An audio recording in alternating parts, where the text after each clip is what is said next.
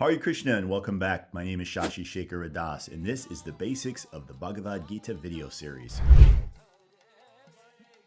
In video 1, we looked at the basic principle from the Bhagavad Gita that we, you and I, all living entities, are not these physical bodies. In video 2, we looked at the fact that we are an eternal spirit soul, and that eternal spirit soul has an eternal connection with the supreme soul called Krishna. In this video, we'll be exploring reincarnation and how the body and the soul are connected, and how the body is given up and the soul is moving through from body to body in life after life. In chapter 2 of the Bhagavad Gita, Krishna explains, as a person puts on new garments, giving up old ones, the soul similarly accepts new material bodies, giving up the old and useless ones. What this means is that as we are born and we grow from youth to middle age to old age, these bodies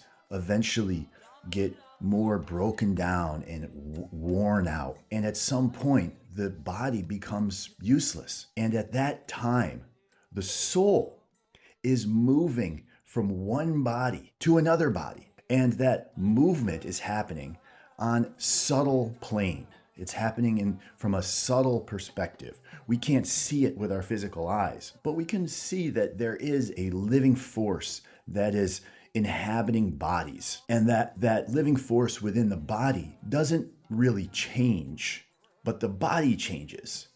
I think that, from my own perspective, and you might have noticed this yourself, that who you are inside when you were a child, or when you are, however old you are now, you can experience yourself in the same way, but you notice that your body is changing. So even in this material body that we have, this current body, we can notice and see that our physical body is changing, but there is an energy within us that is remaining the same. The body that you had when you were a baby is not the same body that you have right now. So in a sense, even in this particular body, we are changing bodies throughout our life. And then the natural occurrence is that when we leave this physical body, we move to another body. Now, the question would come, how and why does this happen? And how is it that we end up in another physical body? What determines the next body that we're going to get? Well, it is explained in the Bhagavad Gita that the consciousness that we develop, that we establish in our physical bodies, the consciousness at the time of death, the things that we're thinking about, the desires, and the internal thoughts that we have are the indicators or the things that pull us into the next body. So depending on our karma, which we'll discuss in a future video, the details and the workings of karma. But karma basically at a basic level is what actions we've performed have consequences in the future. So it's like what goes around comes around. Whatever we've done in this life and the consciousness that we've cultivated in this body will determine the next body that we get. So if we've cultivated the consciousness of a lower animal in our human form of life, such as if all we've wanted to do is eat, sleep, defend, mate, then we'll get the body that will allow for us to do those things, because these bodies are designed for a particular type of enjoyment. The human form of life is designed to actually have a higher awareness of itself so that we can use that awareness to have a deeper understanding of God and our position in this world, so that we can actually come out of this material world using these temporary physical human forms to attain an eternal position in the spiritual world. That's what the human form of life is for. But because of ignorance in our modern society and lack of knowledge about the real purpose of life and the real position of the soul and the body and reincarnation and how it works, we are thinking that this human form of life is meant to enjoy like the animals. The animals don't have the same type of enhanced ability that human beings have to think and be self-aware. And what this is causing in our lives and in our society is a complete loss of potential in terms of what we can really accomplish in these human forms of life. We're spending our time eating, sleeping, mating, defending, trying to enjoy these physical human bodies, not knowing that at the end of this life, our true self, our soul, is going to move to another body. And based on the work and the activity and the consciousness that we have cultivated in this life, we will be given another body.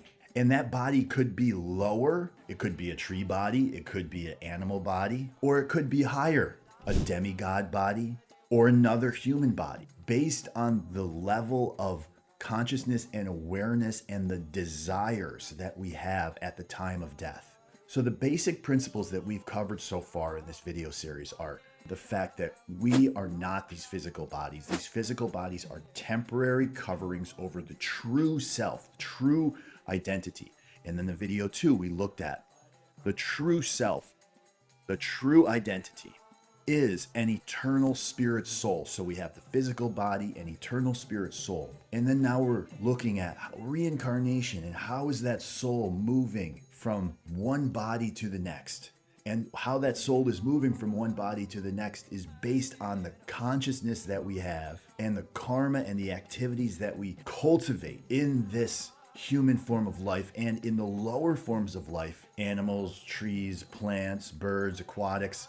The consciousness is essentially a process of evolution. It's a process of consciousness evolution that takes many, many millions and thousands of years to evolve up to the higher species from body after body after body. So in a sense, there is understanding and an acceptance from the Vedas that there is a evolution, but it is not an evolution of species. It's an evolution of consciousness. This is all described very deeply in the Bhagavad Gita, of course.